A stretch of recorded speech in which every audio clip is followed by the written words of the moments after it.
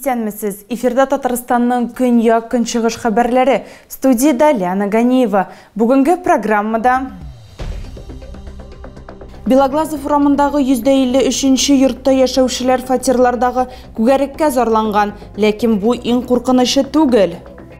Кичә юбилейный спорт сарайында уен узды. Акбарс хоккей командасы Нефтяникны 4-2 исәбе белән җиңде. Бүген Әлмәт шәһәр судында коррупция турындагы зур эшләрнең берсе буенча карар иглал ителде. Гаепләнүчеләр эскәмиясендә түрә 2024 елның гыйнварында булган.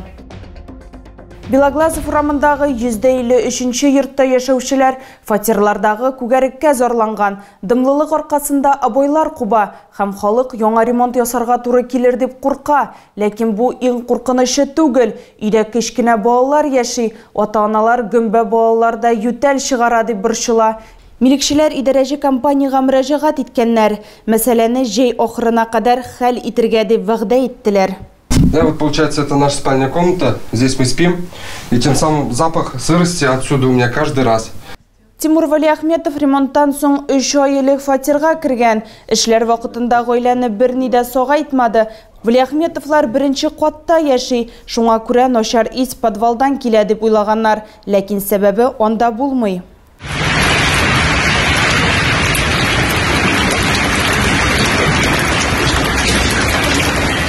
Бу видеоны Тимур Валиахметов кичә яңгыр вакытында төшергән. Су, торба һәм йорт стенасы буйлап ага. Күрәсең, ул үтәле юешләнеп беткән. У нас тут все шторы было, как-то все открыло и смотрит, желтизна, говорит, на обоях, грибок уже пошел, и тем самым начали бить тревогу. Күгәрекләр азрак булсын өчен гаилә стеналарны киптерә. Моның өчен стена янында электр җылыткычы тора. Юештән Валиахметовлар фатиры гына зыян күрми. Аларның дивары аша күршеләре монда инде 5 ел яши һәм шулай ук абойларны киптерергә мәҗбүр. Монда ремонт җөйләре буенча дивар чатнап киткән, әмма бу гына түгел. Каждый октябрь мы лежим с ребенком в больнице с пневмонией. Это даже практически весной, сейчас он болеет, мы не можем вылечить кашель. Я думаю, что это тоже играет роль плесень.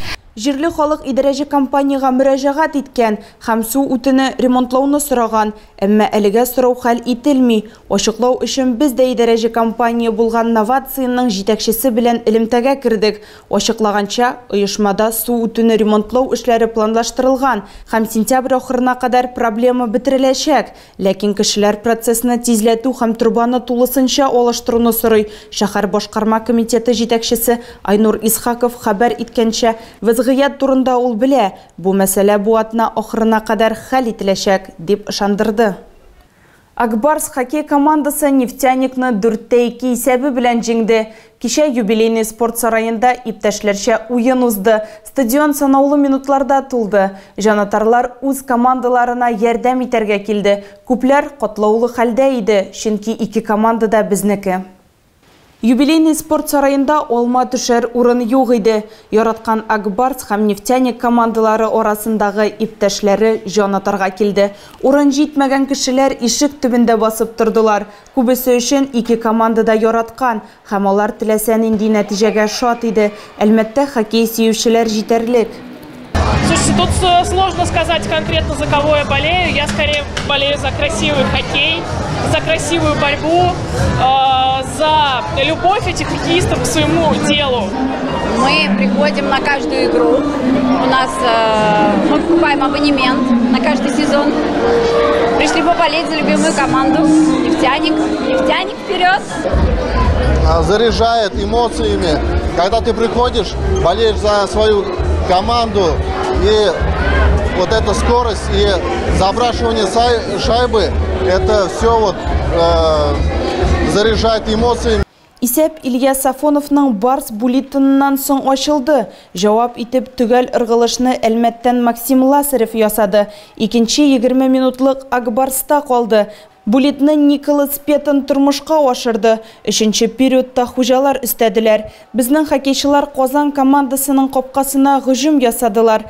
Ләкин голкипер Имир Мифтахов яхшы уйнады. Иптәшләрчә матч 4-2 исәбе белән Акбарс файдасына тамамланды.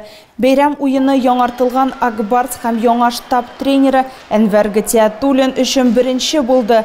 Тренировкалар 1 августтан башланды. Это хоккей, все готовятся к сезону, обе команды, поэтому силовая борьба, она здесь должна присутствовать. Вот, и она сегодня была. Но ребят молодцы, не переходили грань, там, никакой грязи не было. Акбарс командасының яңа уенчысы Ник Петтон сөйләгәнчә, бу һөнәри җиңүче клуб. В целом, для всех, для нас это был первый матч, и важно было познакомиться с партнерами по команде, на льду посмотреть игровые сочетания. И матч был, в принципе, очень хороший, высокой интенсивности, и мы в целом довольны тем, как он прошел сегодня. Клуб йолдызы Дмитрий Яшкин команда капитаны ролында чыкты. Һәм әлегә бу тренерның ахыргы карары булмаса да, хоккейчы үзе Акбарсны җитәкләргә әзер. Уже приблизились к НХЛ, можно сказать, и все понимают, если прийти неподготовленными, будет очень тяжело, поэтому все ребята вроде пришли в хорошем настроении и силе, и я считаю, это замечательно, то, что можно потренироваться там пару дней, потом игру сыграть, потом опять. Мне такой график нравится. Уеннар тамамлангач, командалар, булитлар башкардылар. Бу сезонга кадәрге уен булуга карамастан, жанатарлар сезон башлануын көтә. Нефтяник өчен ул 2 сентябрьдә башлана. Акбар Салават Юлаев белән 1 уен 5 сентябрьдә уздырачак. Бүген Әлмәт шәһәр судында коррупция турындагы зур эшләрнең берсе буенча карар иглал ителде. Гаепләнүчеләр эскәмиясендә түрә 2024 елның гыйнварында булган. Мобилизацияләнгәннәргә ярдәм итү сылтавы белән зур акчалата сумманы үзләштереп, бу формулировканы гаепләнүче беренче утырышларның берсендә ишеткән. Муниципаль хезмәткәр ышаныштан явызларча файдаланып, алдау юлы белән акча урлауда гаепләнә. Моннан җинаять кодексының 159-нчы маддәсе мошенниклык башлана. Хезмәт урыннан файдаланып, махинациялар тикшерү 3 эпизод санады. Моны исәпкә алмаганда җинаять эшендә тагын 2 маддә буенча гаепләнү исәпләнә. 285-нче фазыйфаи вәкаләтләрдән явызларча файдалану һәм 290-нчы ришвәт алу. Гомумән алганда гаепләү версия буенча гаепләнүче 2021 һәм 2022 арасында шәһәр эшмәкәрләренә 335 мең сум күләмендә зыян китергән. Суд якларның дәлилләрен игътибарга алып, элекеге түрәне гаепле дип таныды һәм 4 елга ирегеннән мәхрүм итү рәвешендә җәзаны билгеләде. Дәүләт һәм муниципаль хезмәттә 2,5 елга фазыйфа биләү хокукыннан мәхрүм ителде.